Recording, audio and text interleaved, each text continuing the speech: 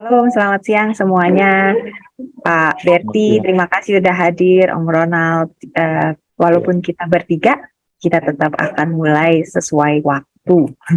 Puji Tuhan, hari ini kita sudah bisa berkumpul, sehat lagi, kuat lagi, nggak ada kekurangan apapun. Om Ronald, terima kasih untuk melayani kita di persekutuan ini.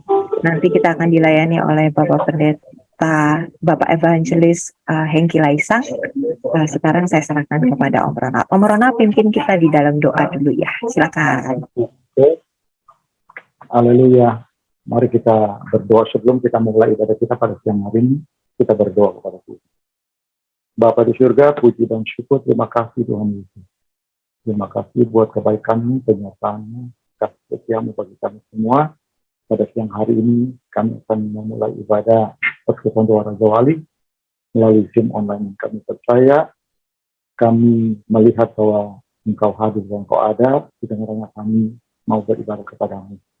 Berkati kami semua yang sudah hadir, bahkan teman-teman kami yang belum hadir, dan biarlah Tuhan Engkau menghantarkan mereka untuk mereka boleh sama-sama menikmati ibadah pada siang hari ini. Berkati ibadah ini dari awal hingga akhir kami taruhkan ke dalam tangan-Mu yang penuh kuasa. Di dalam nama Tuhan Yesus Kristus kami berucap syukur kepadamu. Haleluya. Amin. Puji Tuhan, mari kita angkat pujian kita mengawali ibadah kita pada siang hari ini. Kita mau angkat pujian Goodness of God. I love you, Lord.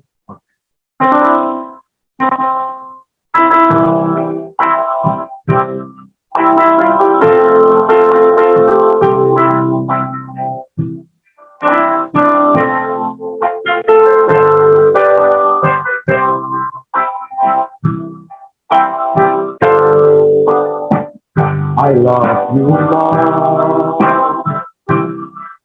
for you never met me all my days. I've been held in your hand. In the moment that I wake up, until I lay my head, I will sing of the goodness of God. All my life you have been faithful. All my life you have been so good. With every day that I am in, I will sing of the goodness of God. I love your voice. You have led me to the fire in darkness now. You are close like no other. I know you are the Father. I know you are the friend. I have been in the goodness of God. All my life you have been faithful. All my life you have been so good. With every breath that I am in, I will sing of the goodness of God. Your goodness is running out, it's running after me. Your goodness is running out, it's running after me. With my life laid down and surrender now, I'll give you everything. Your goodness is running after me. All my life you have been faithful. All my life you have been so good. With every breath that I am able, I will sing of the goodness of God. I will sing of the goodness of God. I will sing of the goodness of God. Tuhan Yesus baik bagi kita semua. Kita percaya kita mau buka hati kepada Tuhan, karena roh Tuhan yang hidup memenuhi setiap kehidupan kami. Kita angkat pujian kedua. Rohmu yang hidup menuhiku, mengalir dalamku, jiwaku tenang bersamamu dalam naunganmu.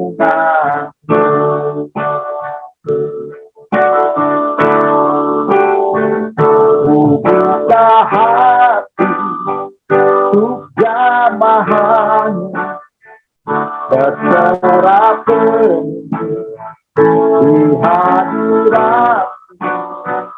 Kau ambil alih seluruh hidupku, di altarmu menyembah rohmu.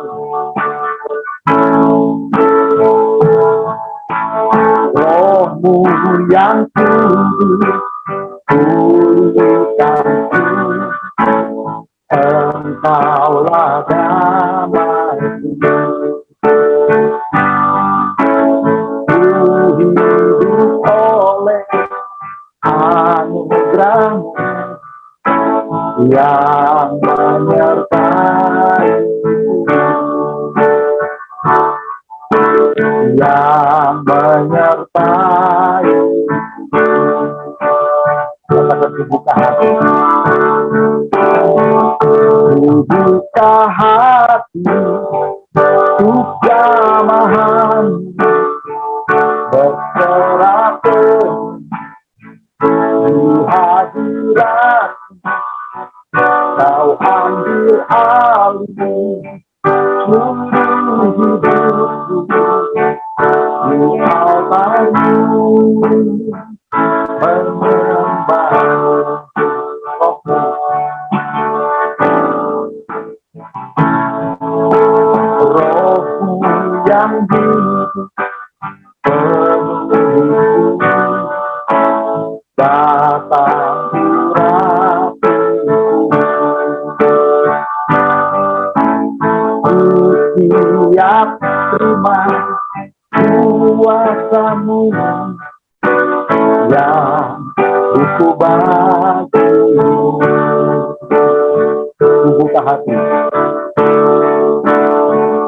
Ku buka hati untuk jamahan-Mu, berserah penuh di hadirat-Mu. Kau ambil alih seluruh hidupku, di altar-Mu menyembah, di altar-Mu menyembah, di altar-Mu menyembah. Biar kita membuka hati kita lebih dalam lagi, karena kita percaya yang hari ini bahwa Tuhan Yesus hadir. Kita siapkan hati kita untuk lebih dalam lagi mendengarkan sabda Tuhan. Kita percaya Tuhan melihat hati kita yang terdalam bahwa kita mau mengasihi Tuhan Yesus. Apapun permasalahan kita hadapi, percayalah bahwa Tuhan tidak pernah meninggalkan menjadi. Kita siapkan hati kita. Kita akan angkat pujian kita mau katakan yakin saat Kau berfirman. Ku yakin saat Kau berfirman, ku menang saat Kau bertindak. Hidupku hanya ditentukan oleh perkataan.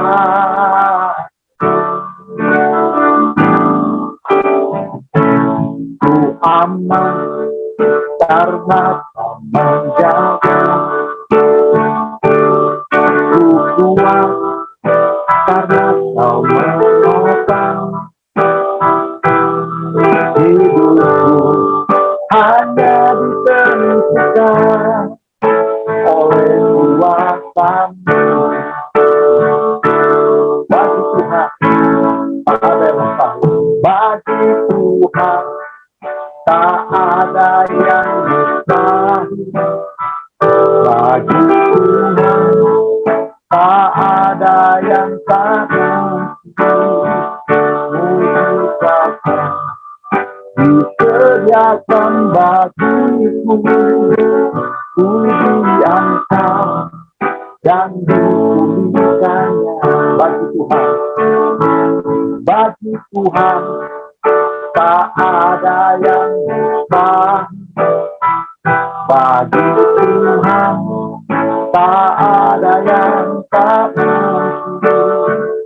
Mujizatnya disediakan bagiku, puji Engkau dan dipulihkannya.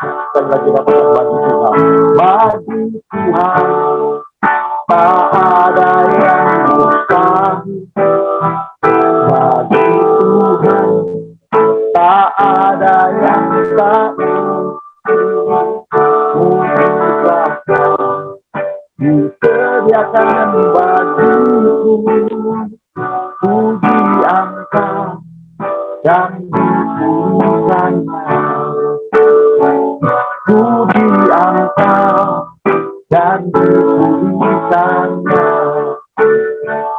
Puji Engkau dan dipulihkannya.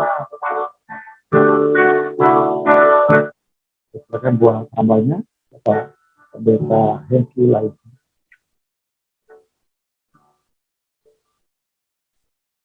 Ya, puji Tuhan. Shalom. Shalom. Ya, bisa dengar suara saya ya. Saya bersyukur kalau siang hari ini kita boleh bersama-sama. Nah, saya ajak kita berdoa terlebih dahulu. Bapa di surga, kami sebentar mau sharing firman Tuhan, kami mau belajar bersama-sama. Tuhan, Engkau yang hadir di antara kami semua, walaupun kami dipisahkan oleh jarak dan tempat, kami percaya Tuhan Engkau Maha Hadir, Engkau Immanuel Allah yang menyertai kami dimanapun kami berada.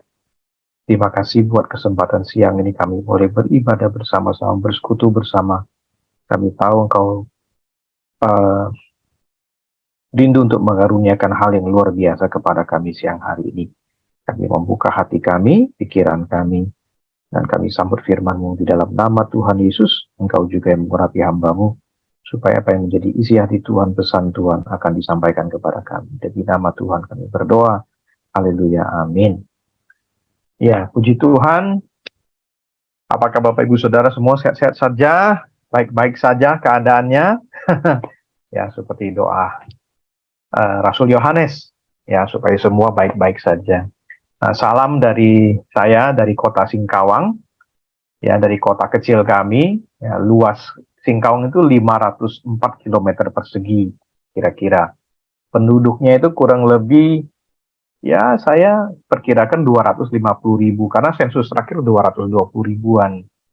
Ya, kurang lebih sekarang ya 250.000 lah. Itu sama dengan kurang lebih satu kecamatan Jakarta kurang sedikit. Kalau Jakarta kan satu kecamatan 300.000-an, kurang lebih. Ya, jadi kebayang ya, kecil. Ya, saudaraku, ibu kota Kalimantan Barat itu ke Pontianak. Jadi kami Singkawang itu kalau setir sendiri kurang lebih 3 jaman. Ya. Nah, dari kota Singkawang mau ke Malaysia, kota Kuching, pakai mobil aja, saudaraku. Itu sekitar 4 jam, ya, sama imigrasi, antri sedikit 5 jam lah sudah sampai kota Kuching. Ya. Jadi ada banyak orang Pontianak. Kalau Pontianak lewat Entikong, kalau kami lewat Sambas. Ya, jadi beda arah. Jadi sudah ada 2 pintu bisa masuk Malaysia secara legal. Nah, kota kami ini dekat dengan kalau Pontianak kan Katulistiwa pas, kami ya berarti dekat nggak jauh. Jadi kalau lagi panas itu panasnya menyengat, sakit ya. Dan kalau hujan anginnya besar, ya hujannya sangat deras. Ya makanya kemarin juga sempat banjir. Ya, tapi kotanya kalau angin lautnya lagi bagus sejuk. Nah ini kota kami Singkawang. Ya, Singkawang itu merayakan Cap Gome katanya salah satu yang terbesar ya di dunia. Kemarin Pak Muldoko hadir di perayaan Cap Gome di Singkawang, terus dia mengumumkan sudah didaftarkan ke UNESCO, jadi warisan budaya dunia ya perayaan Cap Gome di Singkawang ini. Kemarin sempat juga Erick Thohir sebelum dia jadi ketua PSSI dia mampir dulu ke Singkawang. Terus dan seperti biasa ada menteri kita yang tidak mau kalah, maha hadir Pak Sandiaga Uno. Setelah perayaan Cap Gome selesai juga hadir ya, diiring-iringi panjang ya, biasa beliau kan tidak mau ketinggalan berita. Nah itu kota kami sempat heboh karena dikunjungi orang-orang penting. Tapi setelah itu selesai seperti biasa kembali tenang tentram. Ya itulah kota Singkawang ya, yang pasti belum macet. Nah saudaraku, saya langsung saja ingin mengingatkan kita. Jadi seperti Rasul Paulus juga di dalam Filipi 2, Rasul Paulus pernah bilang, hai saudara-saudaraku yang kekasih, karena kamu sudah taat, tetap kerjakan keselamatanmu dengan takut dan gentar. Itu pesan Rasul Paulus.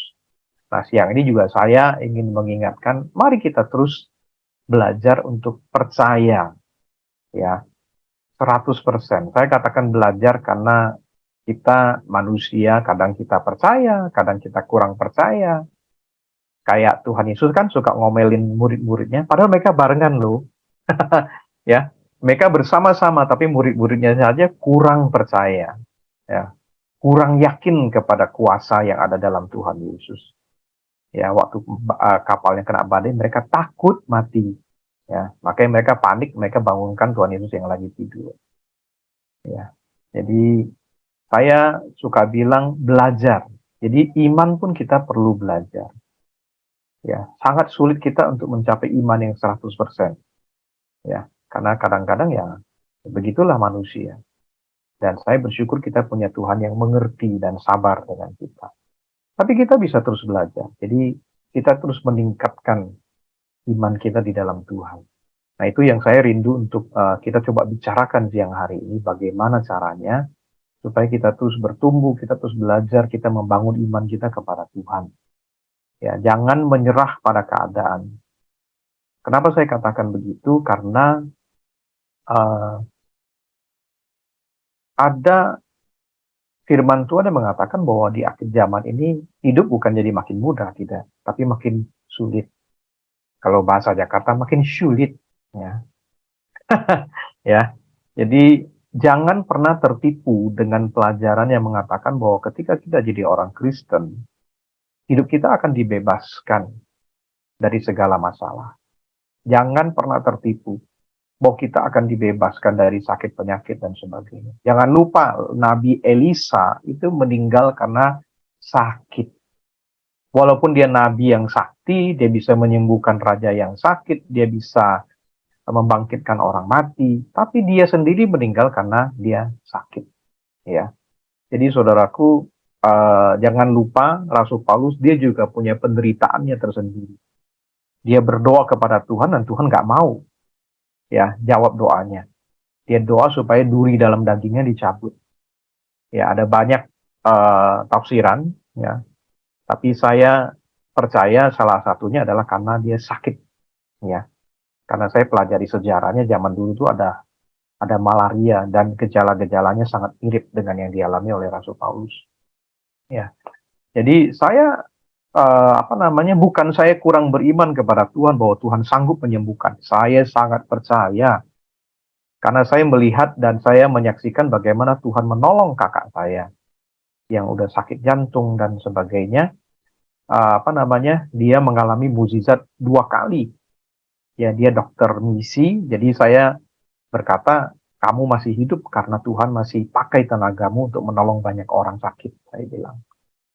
Ya, saya suka berkata seperti itu. Jadi kakak saya diselamatkan dari jantung yang tersumbat 100%, saudaraku. 2 kali loh.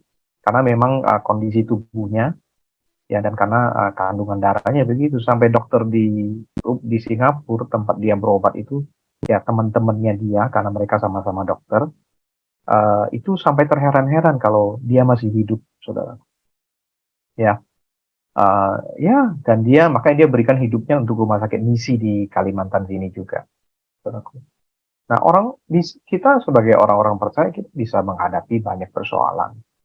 Dan yang terakhir, jangan lupa, Tuhan Yesus sendiri dia ngalami pencobaan, dia hadapi banyak masalah, orang mau bunuh dia. Ya, padahal dia sudah begitu hebat menolong banyak orang, menyembuhkan banyak orang sakit yang aneh-aneh, bahkan bangkitkan orang mati. Tapi tetap aja dia mau dibunuh. Betul ya, saudaraku ya. Jadi hidup kita nggak bebas dari segala macam persoalan, ya. Dan jangan pernah kita mengeluh dan kita kecewa, marah sama Tuhan. Kok Tuhan nggak bebaskan saya dari persoalan? Kok Tuhan nggak angkat sakit penyakit saya? Kok Tuhan gini? Kok Tuhan gitu? Saudaraku, kita perlu menjadi lebih dewasa, ya, untuk kita menyadari bahwa ya hidup itu ya seperti begini. Kita bisa berdoa, kita boleh minta, punya pengharapan, itu wajib, karena pengharapan itu kayak lokomotif dalam hidup kita, gitu ya. Tapi ketika kita menghadapi berbagai persoalan yang ada, ya kita mesti belajar mengucap syukur, belajar pasrah kepada kehendak Tuhan, belajar berdoa seperti Tuhan Yesus. Ya Bapak, saya maunya ini. Ya, kalau boleh cawan ini lalu dari saya, tapi ya selanjutnya terserah kehendak Bapa yang jadi. Oh, Tuhan Yesus juga doanya begitu. Ya kan? Punya kemauan, tapi pada akhirnya dia berserah juga. Saya berpikir dan merenung kalau kita punya hidup berserah seperti itu, hidup kita akan jadi jauh lebih ringan. Kita jadi istilah orang Jawa itu lebih nerimo. Ya, dan kita akan tulus, kita akan ikhlas. Ya, dan hidup kita bisa move on terus dari berbagai hal yang menekan dalam hidup kita. Nah, saudaraku, hidup itu seperti lari maraton, panjang, jauh, ya, bukan sprint yang sebentar selesai. Itu sebabnya kita mesti jaga stamina, jaga nafas. Sangat sulit untuk kita perkirakan hidup kita ini, ya. Kemarin saya dapat kabar karena kami tinggal di kota kecil ya, jadi teman saya kasih tahu, ada teman kita, adik kelas kita dulu waktu SD, ya, jadi kalau di Singkawang berarti teman-teman SD saya, itu barusan meninggal usia 46. Saya bilang, wah 46 itu usia adik saya bilang. Coba saya kontak dia, saya langsung kasih tahu adik saya. Adik saya langsung cek teman-temannya, cepat sekali. Dan kemudian beberapa menit kemudian dia langsung balas, oh itu bukan teman sekelas kami. Itu ternyata adik dari teman sekelas saya, dia bilang. Ya, tokonya toko ini di Singkawang. Ya. Jadi saudaraku umur 40-an. Kemarin juga ada kabar umur 30-an. Ya, saya lihat status di salah seorang kenalan kami, dia bilang seorang mahasiswa. Ya, ada yang meninggal juga. Jadi hidup itu kita nggak pernah tahu, nggak bisa perkirakan seperti apa. Tapi yang pasti kita punya pengharapan di dalam Tuhan. Dan selama kita hidup, kita bisa berkata seperti Paulus. Aku rindu sih sebenarnya pulang, ketemu Tuhan Yesus katanya. Tapi hidup di dunia juga berarti saya harus menghasilkan keuntungan buat Tuhan. Jadi mana yang harus aku pilih? Ya, tapi kira-kira kalau aku masih hidup, aku bisa jadi berkat buat kalian. Jadi kalau gitu, baiklah aku akan hidup dan aku akan terus menjadi berkat. Ya begitu saja kira-kira intinya hidup kita. Amin, saudaraku. Makanya kita tidak akan berat. Kita mau pulang kepada Tuhan, kita bahagia. Kita hidup di dunia, kita juga bahagia. Karena hidup kita jadi berkat. Ya, lebih berkat kita memberi, menjadi berkat bagi orang lain, daripada kita menerima. Ya, jadi saya senang sekali, saudaraku, melihat kita semua sama-sama bisa beribadah, bisa hadir di sini. Nah, saya rindu untuk mengajak kita selalu memandang kepada Kristus. Jangan hanya fokus kepada persoalan kita, keuangan kita, pekerjaan kita. Semuanya itu sampingan. Ya, bakat talenta kita untuk menunjang kehidupan kita supaya kita bisa bekerja. Puji Tuhan, kita ada pekerjaan. Belum ada pekerjaan, puji Tuhan. Ya, itu berarti kita harus lebih banyak berserah dan kita berdoa dan kita berusaha lagi. Mungkin meningkatkan diri atau apa saja. Tapi mari kita tertuju kepada Tuhan. Jangan hanya fokus kepada persoalan kita. Kalau kita setir mobil hanya lihat kaca spion, nggak akan maju-maju, saudaraku. Ya, bisa-bisa malah celaka. Kalau kita hanya fokus Jakarta macet, lebih macet dari masa sebelum pandemi. Itu berita yang saya baca. Ya, lebih parah lagi. Kalau kita hanya pikir dan takut seperti itu, kita nggak akan kemana-mana di Jakarta. Dan kita nggak akan bisa ngapa-ngapain. Nah, saudaraku, mari kita belajar memandang kepada Kristus dan jalani hidup kita apa adanya. Saya percaya Tuhan selalu menyertai kita. Ya. Nah, hari ini saya mau ngajak kita melihat tentang bagaimana kita belajar percaya penuh kepada Tuhan. Kita datang kepada Tuhan Yesus. Ketika kita datang kepada Tuhan Yesus, kita berlatih, kita belajar, maka iman kita akan terbangun. Ya, dan kalau kita terus lakukan dengan setia, maka saya percaya iman kita akan bertumbuh dan menghasilkan buah. Buah yang apa? Buah terobosan dalam kehidupan kita. Nah, hari ini saya berbicara tentang ketika Tuhan Yesus cuek aja, bahasa Jakartanya.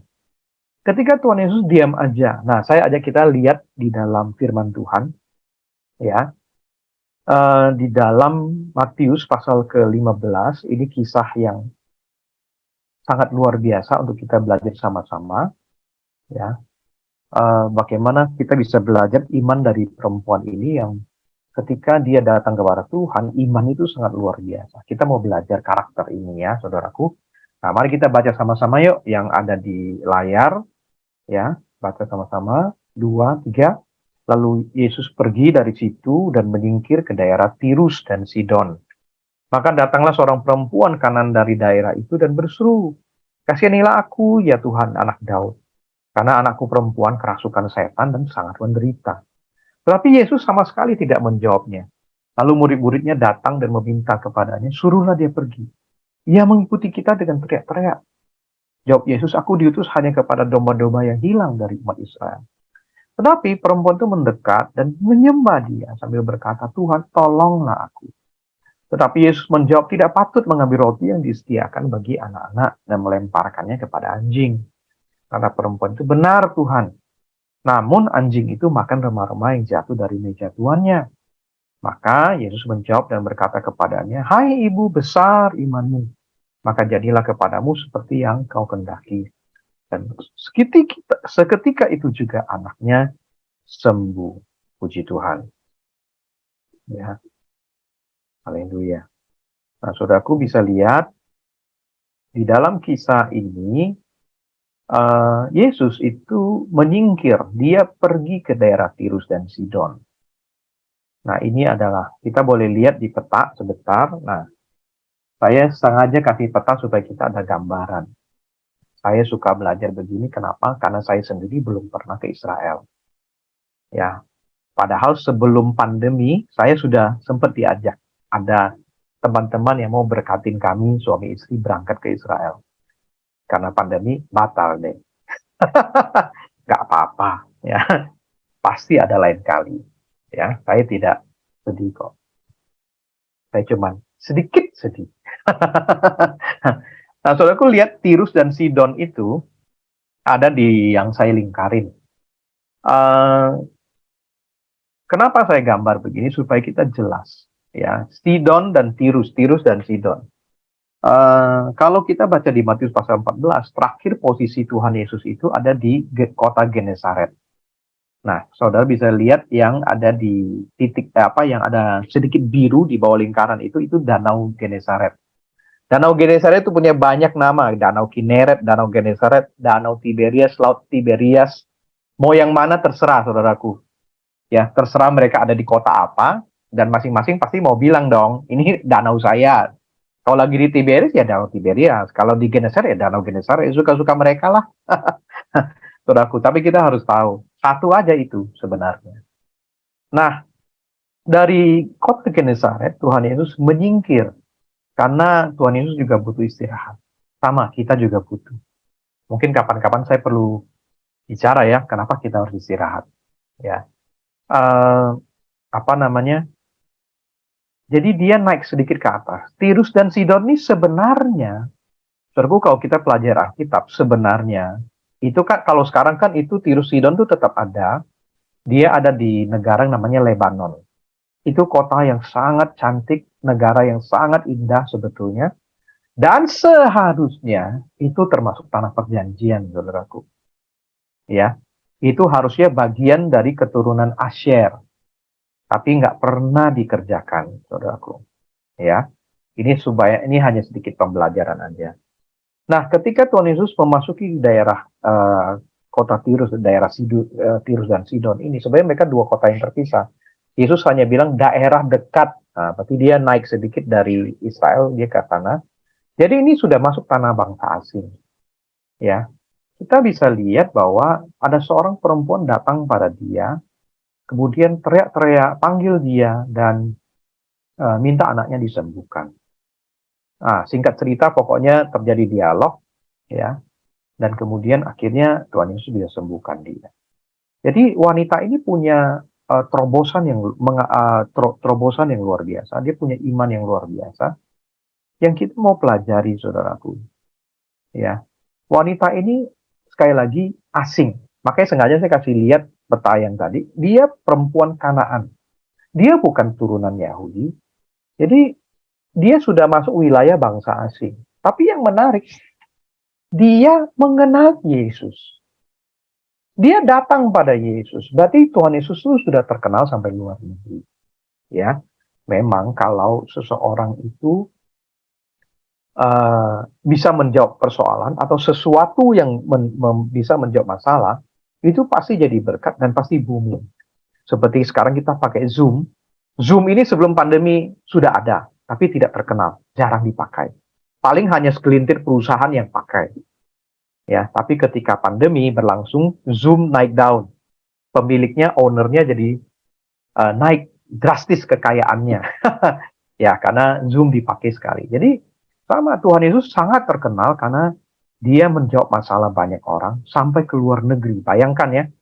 Dan yang hebat, zaman dulu kan nggak ada foto.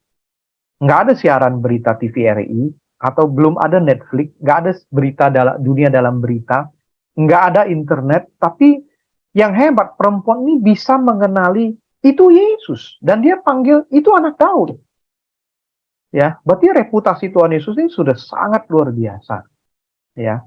Nah, perempuan ini sangat yakin bahwa hanya Yesus satu-satunya solusi bagi dia. Berarti apa? Dia punya iman yang sangat luar biasa. Nah, ini yang mau kita pelajari. Nah, hal pertama yang kita mau pelajari, poin pertama adalah, mari kita belajar untuk mengambil keputusan untuk selalu datang kepada Tuhan dalam segala musim. Ya, ini poin yang pertama.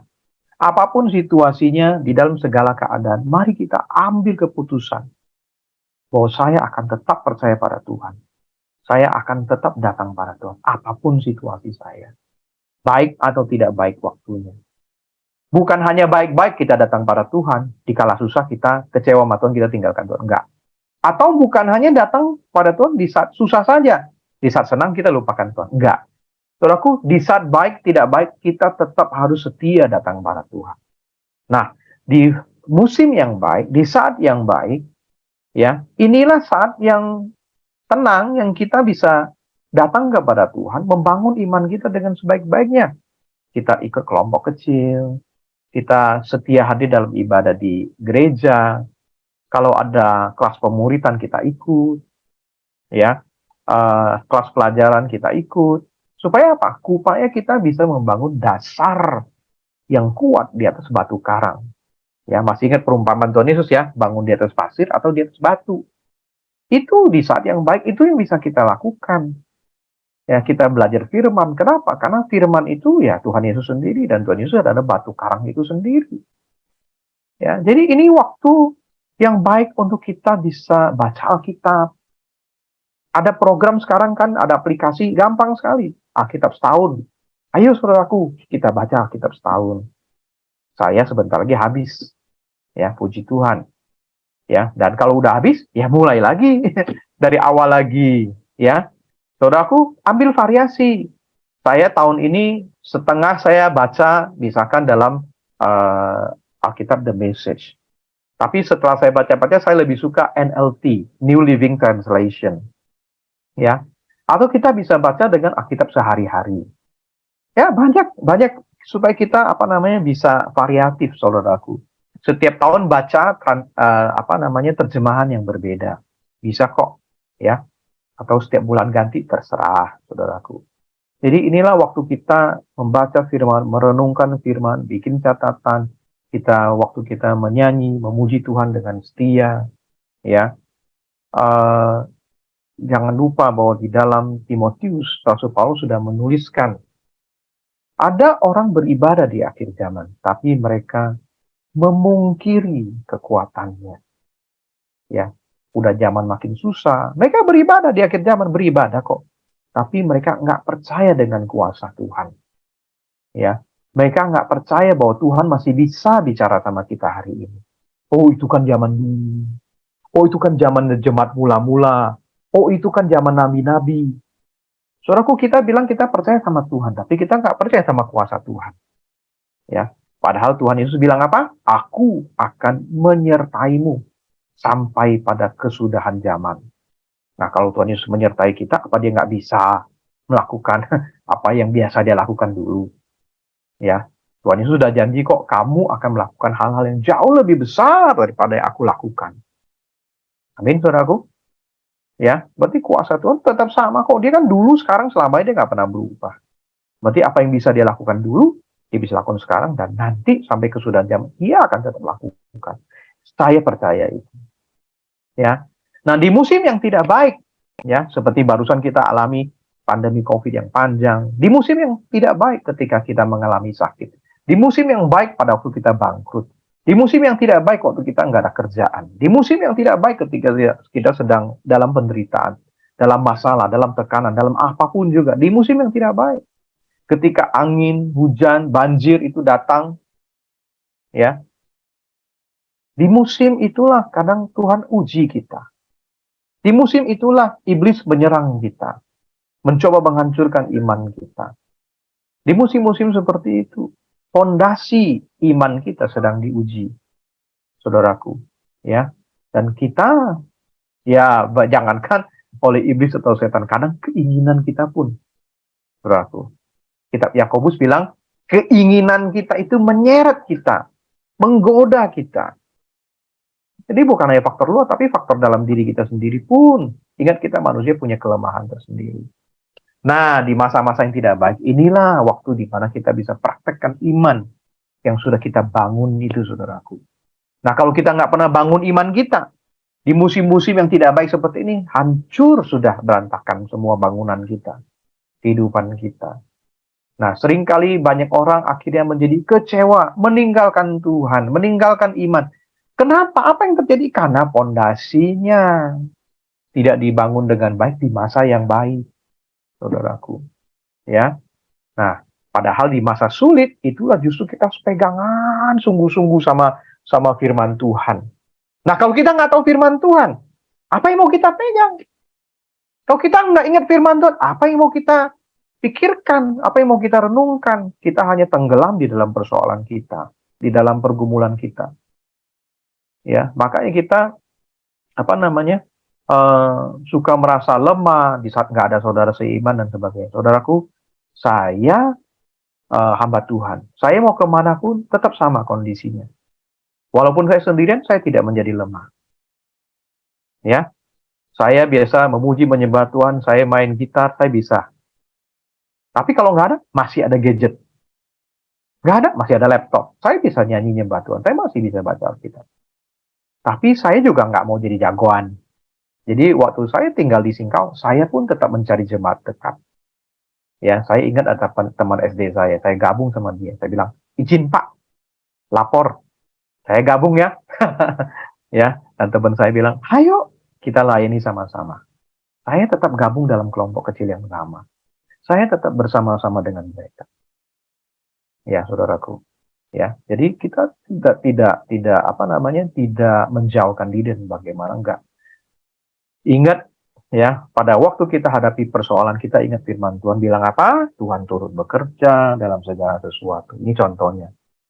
Ya, untuk mendatangkan kebaikan. Ingat firman Tuhan katakan bahwa Tuhan tidak akan pernah mengizinkan ada persoalan melebihi batas kekuatan kita.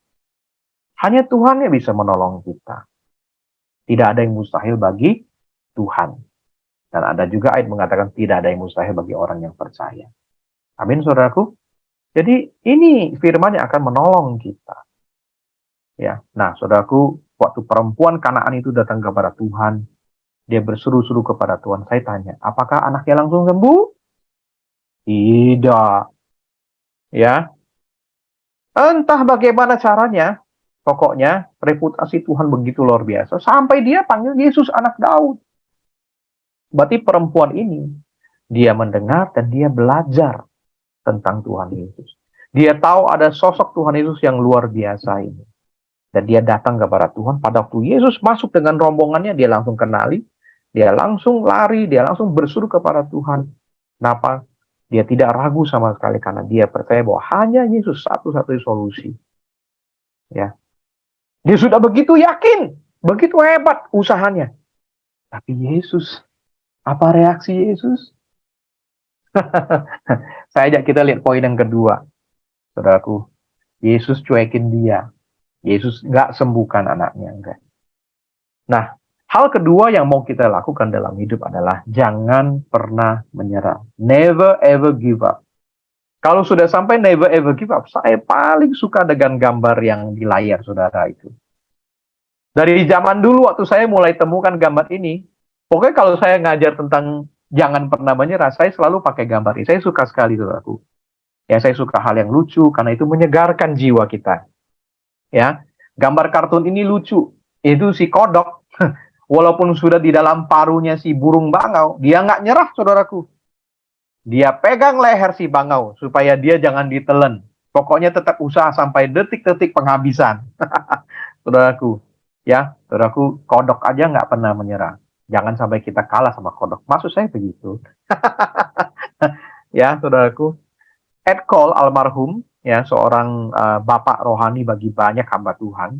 Dia seorang pembicara pria sejati. Dia yang membangun kegerakan pria sejati. Kan itu beban yang Tuhan kasih buat dia. Dia pernah membuat sebuah quotes, sebuah kutipan di dalam tulisannya yang dikutip banyak orang. Dia katakan begini, seorang pemenang bukan nggak pernah gagal loh.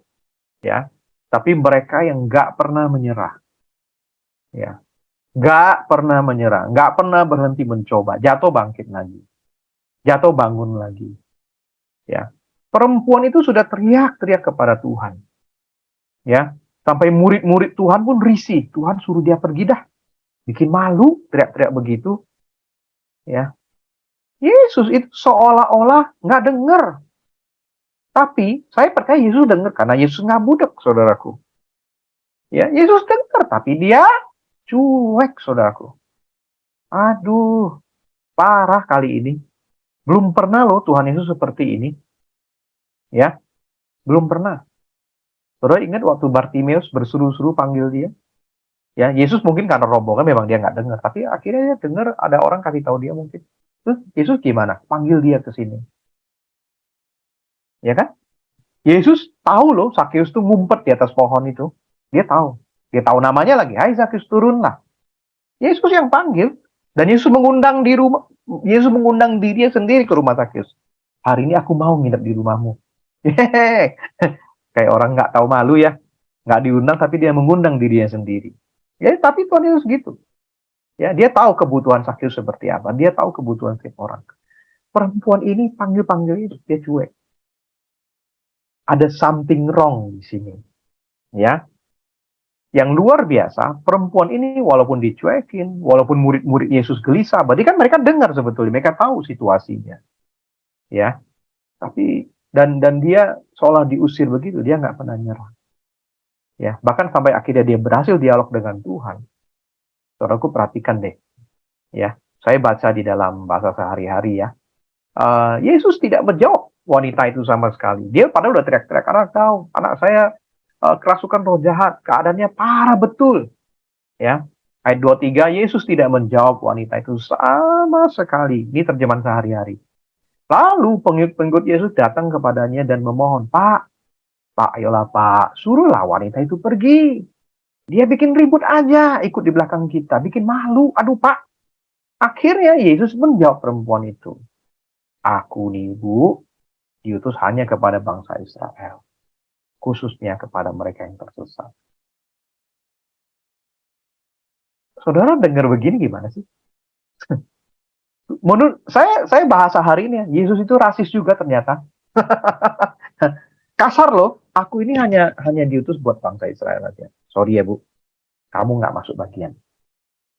Ya, ini udah jelas-jelas bukan hanya menolak, tapi ngusir. Saudara mau bilang ngusir halus, ngusir kasar, saya nggak tahu deh.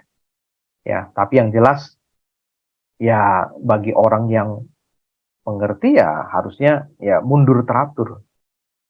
Ya, tapi gimana reaksi perempuan ini? Wanita itu datang lalu dia sujud di hadapan Yesus. Tuhan, tolonglah saya Tuhan. Ya, dan bukan hanya itu, ya saudaraku, Yesus nggak pernah mau pedulikan dia. Yesus sampai menjawab dengan kasar sekali. Ya, perempuan ini tetap bertahan, luar biasa. Dia memohon, dia bersujud, dia rela lakukan apa saja. Sampai Yesus bilang, nggak baik loh ambil roti buat anak-anak. Ya, tapi dia bilang apa? Makan anjing. Nggak baik ambil roti yang diberikan dan lemparkan pada anjing. Benar Tuhan, tapi anjing pun makan remah-remah. Jadi perempuan ini saudaraku tidak pernah menyerah. Dia nggak pernah nyerah walaupun sudah jelas-jelas diusir. Kenapa? Karena dia tahu satu-satunya solusi bagi anaknya itu hanya Tuhan Yesus. Nggak ada solusi yang lain lagi. Saya percaya dia pasti usaha kok. Dia mungkin sudah datangin dukun, dia mungkin sudah bawa ke orang pintar, mungkin dia sudah lakukan segala macam cara, tapi dia nggak pernah menyerah. Dia memohon. Saudaraku, kita lihat bahwa seorang yang menyerah itu akan kehilangan kesempatan untuk mengalami kemenangan. Jadi hari ini saya katakan jangan pernah menyerah. Ya, ingat kodok pun tidak pernah menyerah. Ya, walaupun sudah di mulut bangau.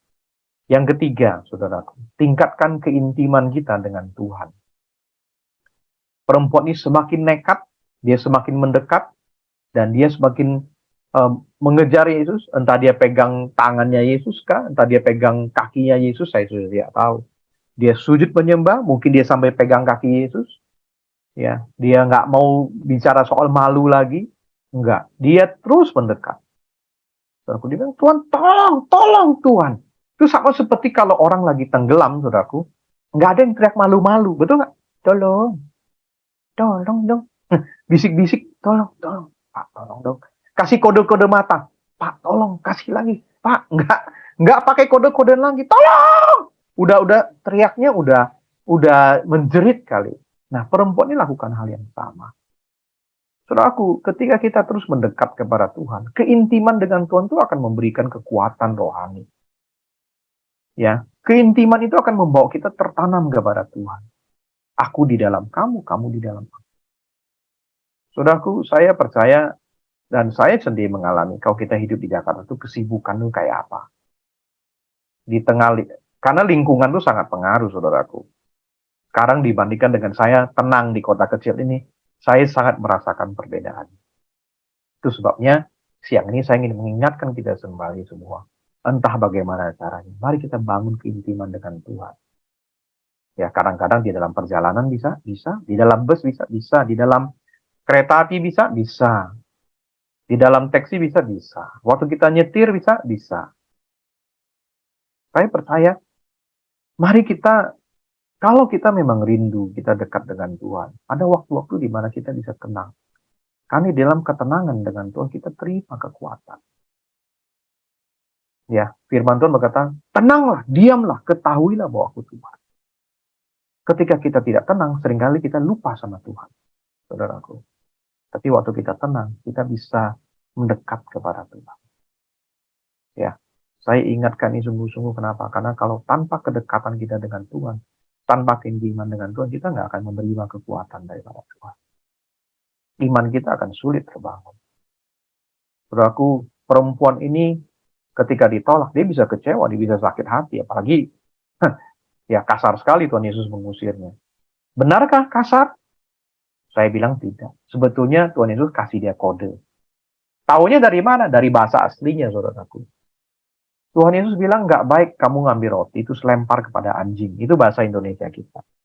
Tapi tidaklah kalau kita pelajari bahasa aslinya, tidak baik, kata anjing di situ adalah anjing peliharaan. Atau anak anjing. Jadi ketika Yesus mengatakan tentang tidak baik lempar roti kepada anjing yang di rumah, atau anak anjing, perempuan ini sangat cerdas, dia langsung mengerti, makanya dia lebih berani lagi mendekat kepada Tuhan. Ya Tuhan, tapi anjing itu makan remah-remah roti. Ingat, hanya anjing peliharaan yang makan dari meja tuannya. Jadi sebetulnya Tuhan Yesus itu ketika sepertinya kalau kita nggak ngerti, kita pikir, wah Tuhan Yesus kasar sekali, rasis banget. Sebenarnya kalau kita pelajari bahasanya, dari secara verbal, Tuhan Yesus sebenarnya kasih kode buat dia. Ya, satu langkah lagi, kalau kamu maju, kamu akan terima berkat. Ya, dan bersyukur perempuan ini tidak tersinggung, dia tidak kecewa, dia tidak sakit hati, malah dia semakin mendekat, dia dekat, dia intim dengan Tuhan. Dia paham maksud Tuhan dan dia katakan, ya Tuhan, tapi anjing itu makan remah-remah roti. Maka Yesus sangat memuji perempuan besar imanmu ini. Ya saudaraku, ini ya poin ketiga, jangan menyerah, ya, dan tetap mendekat kepada Tuhan. Pengharapan perempuan ini tidak pernah berubah, walaupun mungkin dia diperlakukan kasar. Dia tetap percaya. Saya ingin tunjukkan satu lagi slide buat kita. Nah, mari kita tetap fokus memandang kepada Tuhan Yesus. Jangan menyerah. Kita harus cukup dekat untuk kita bisa lihat wajah Yesus, saudara. Saudaraku, ini cerita tentang waktu Petrus tenggelam. Padahal sebelumnya mereka baru selesai mujizat 5 roti dan 2 ikan yang begitu dahsyat. Murid-muridnya tahu kok 5 roti 2 ikan bisa kasih makan 5.000 laki-laki, belum terhitung perempuan anak. Jadi mereka habis mengalami mujizat yang luar biasa. Makanya Petrus, saya percaya dengan kejadian itu dia berani minta jalan di atas air. Saya percaya ada dasarnya. Ya, tapi ketika Alkitab membuat catatan yang sangat detail, dia rasakan angin, hembusan angin, Petrus jadi ragu. Dia lost focus, saudaraku. Dan dia mulai tenggelam. Saya senang sekali menemukan gambar ini. Ya, jadi Yesus kemudian mengulurkan tangannya. Petrus melihat Yesus ulurkan tangan. Jadi kembali Petrus lihat lagi pada Yesus. Dia lihat tangan Yesus. Jadi dia kembali fokus kepada Tuhan dan dia bisa pegang. Tuhan pegang dia dan Tuhan angkat dia. Jadi saudaraku, apapun yang terjadi, kita tetap mendekat kepada Tuhan. Jangan menyerah. Amin. Jangan menjauh. Sebaliknya kita harus press on. Ya, terus mendekat. Ya, walaupun apapun kata orang, ya, walaupun apapun situasi yang ada di sekitar kita, tampak tidak meyakinkan, mari kita terus mendekat kepada Tuhan. Saya percaya Tuhan akan jawab kita tepat pada waktunya. Ya, tepat pada waktunya. Kalau menjauh atau kita lost fokus dari Tuhan seperti Petrus, dia lost fokus, imannya menurun berkurang, maka dia tenggelam. Ya, sama seperti kita, kalau kita lost fokus, kita nggak intim dengan Tuhan, kita nggak mendekat kepada Tuhan, kita bisa tenggelam. Amin, saudaraku. Ya. Nah, yang sangat menarik satu poin lagi, perempuan ini kan orang Kanaan. Dia nggak pernah seperti murid-muridnya selalu bersama dengan Yesus. Ya. Tapi herannya, dia punya iman teguh sekali. Jadi, perempuan ini sebenarnya hanya mendengar tentang Yesus. Tapi kepercayaannya sangat luar biasa. Amin, saudaraku. Yesus pernah bilang sama Thomas apa? Berbahagialah orang yang percaya walaupun tidak melihat. Ya. Jadi ini perempuan Kanaan yang luar biasa. Hanya mendengar tentang itu, tapi percayanya sangat bulat kepada Tuhan. Dan ini membawa saya kepada poin yang terakhir, sepakat dengan Tuhan sedikit lagi, saudaraku. Ya, Tuhan Yesus berkata, dan lagi aku berkata kepadamu, jika 2 orang daripadamu di dunia sepakat meminta apapun juga, permintaan mereka akan dikabulkan oleh Bapakku yang di surga. Jadi yang terakhir, saudaraku, beberapa menit lagi, sepakat dengan firman Tuhan. Ini poin yang terakhir. Apa artinya? Di dalam Roma pasal 4 dikatakan, sebab sekalipun tidak ada dasar untuk berharap, namun Abraham berharap juga dan percaya. Ya, bahwa ia akan menjadi bapa banyak orang. Menurut yang telah difirmankan demikianlah baik nanti keturunan. Itu janji Tuhan. Ya, imannya tidak menjadi lemah walaupun dia tahu tubuhnya sudah sangat lemah, usianya sudah kira-kira 100 tahun, rahim Sarah sudah tertutup. Ini faktanya, saudaraku. Tetapi terhadap janji Allah dia nggak bimbang karena ketidakpercayaan, malah diperkuat dalam imannya dan ia memuliakan Allah dengan penuh keyakinan bahwa Allah berkuasa untuk melaksanakan apa yang dia telah janjikan. So aku nanti baca berulang-ulang ya Roma ini. Aduh, sangat luar biasa sekali deh. Gitu. Makanya gambar terakhir ini, iman Abraham tidak menjadi lemah walaupun tubuhnya sudah sangat lemah. Dia itu kayak dia percaya Tuhan tuh punya kontrak dengan dia. Kontrak itu kan harus yang sudah disepakati harus dilaksanakan. Jadi janji Tuhan tuh kayak kontrak kerja, saudaraku. Bedanya janji Tuhan tuh sepakat itu berlaku selama-lamanya. Berarti pasti, tinggal tunggu waktunya aja jadi. Nah, perempuan ini sepakat dengan apa yang dia dengar tentang Tuhan Yesus. Luar biasa loh. Berita yang dia dengar Tuhan Yesus, dia percaya, dia sepakat. Ya, Abraham tuh sangat luar biasa, saudaraku. Faktanya dia udah tua. Ya, faktanya Sarah itu mandul. Tetapi janji Tuhan buat dia, Sarah akan punya anak. Ya, faktanya dia belum punya anak dari Sarah. Tapi janji Tuhan pada dia, keturunanmu akan seperti bintang di langit, pasir di laut. Ya, jadi saudaraku, fakta bisa berubah, ya, dengan berlalunya waktu, tapi janji itu kekal sifatnya. Faktanya tanah Israel di zaman Abraham belum jadi punya dia dan keturunan. Ya, tapi janji Tuhan itu dipenuhi pada zaman Musa dan Yosua. Itu 400 tahun lebih setelah Abraham. Jadi faktanya doa kita bisa nggak dijawab. Dan kita terus bergumul dalam persoalan kita. Faktanya penyakit kita bisa terus ada. Ya. Tapi ingat, ada janji Tuhan bagi kita. Amin. Ya.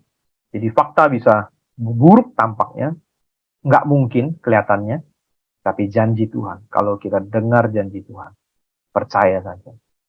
Ya. Abraham sepakat dengan janji Tuhan, dia mengalami terobosan. Perempuan Kanaan ini sepakat dengan janji Tuhan, dia mengalami terobosan. Jadi mari kita tetap percaya dan berharap pada janji Tuhan. Saya percaya, gambar yang terakhir, kita akan mengalami iman. Dan iman kita akan menghasilkan terobosan luar biasa bagi setiap kita, apapun persoalan yang kita alami hari ini. Tetap percaya pada Tuhan. Ya, jadi selalu datang kepada Tuhan, apapun kondisinya. Yang kedua, jangan pernah menyerah. 3, press on. Tetap mendekat kepada Tuhan, apapun situasinya. Dan yang terakhir, mari kita sepakat dengan janji Tuhan. Tuhan memberkati. Saya kembalikan. Ya, Pak Pendeta, terima kasih Pak. Sangat memberkati. Bapak juga lupa bercerita kalau Bapak juga orang Cengkareng, bukan orang Singkawang aja. Terima kasih ya Pak, Tuhan memberkati pelayanan Bapak, semoga banyak yang dimenangkan di Singkawang. Terima kasih juga untuk Om Ronald sudah melayani. Bapak Ibu, terima kasih. Semoga kita semakin dikuatkan kalau Tuhan kita tidak pernah ingkar janji. Mari kita berdoa bersama-sama. Bapak, terima kasih buat siang hari ini kami boleh bersama-sama beribadah Tuhan yang memberkati bangsa Indonesia saat ini. Kepemimpinan daripada Presiden kami, kekuasaan eksekutif, yudikatif, semua boleh berjalan dengan baik. Kami berdoa untuk persiapan pemilu supaya tahun depan akan semua berjalan aman, damai, dan Tuhan memberikan kami pemimpin baru yang sama baiknya, bahkan lebih baik lagi. Kami percaya Tuhan, Engkau sangat memberkati bangsa kami Indonesia, dan Engkau akan bawa bangsa kami jadi berkat buat yang lain. Kami percaya bahwa ibadah ini memberkati kami semua, kiranya kami semua menerima kekuatan yang baru, kami menerima inspirasi iman, kami dibangkitkan, kami boleh melihat Tuhan dalam hidup kami, dan kami boleh senantiasa juga boleh melayani dan menjadi berkat bagi orang-orang sekitar kami. Terima kasih Bapa buat anugerah-Mu. Kami mau angkat tangan kami di hadapan Tuhan, terima berkat. Jemaat yang dikasih Tuhan siang hari ini, terimalah berkat dari Bapamu yang di surga, kasih sayang daripada Tuhan Yesus Kristus, persekutuan yang manis bersama dengan Roh Kudus menyertai kita, memberkati kita, menolong kita dalam setiap keadaan kita. Di dalam nama Tuhan Yesus, kita berdoa dan mengucap syukur. Kita yang percaya katakan, amin.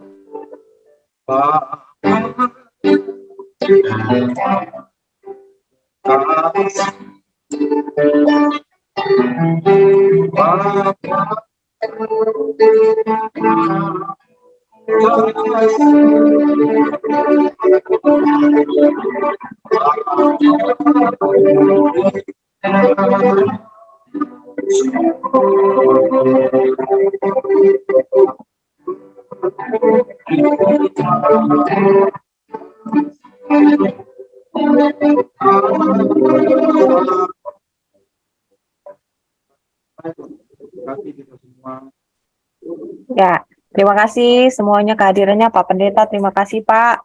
Om Ronald, terima kasih semuanya, terima kasih. Kita foto dulu. 1, 2, 3. Buka kamera. 1, 2. Terima kasih. Oke. Berkati Selamat siang, semuanya. terima Sampai kasih, ketemu Tuhan minggu berkati. depan. Terima kasih semuanya. Dah, Mak Angga, ditunggu nggak? Oke, Dadah. Bye. Pak Berti, terima Ya. kasih. Pak Terima Parin. kasih. Shalom Shalom. semuanya. Shalom. Dah. Ya.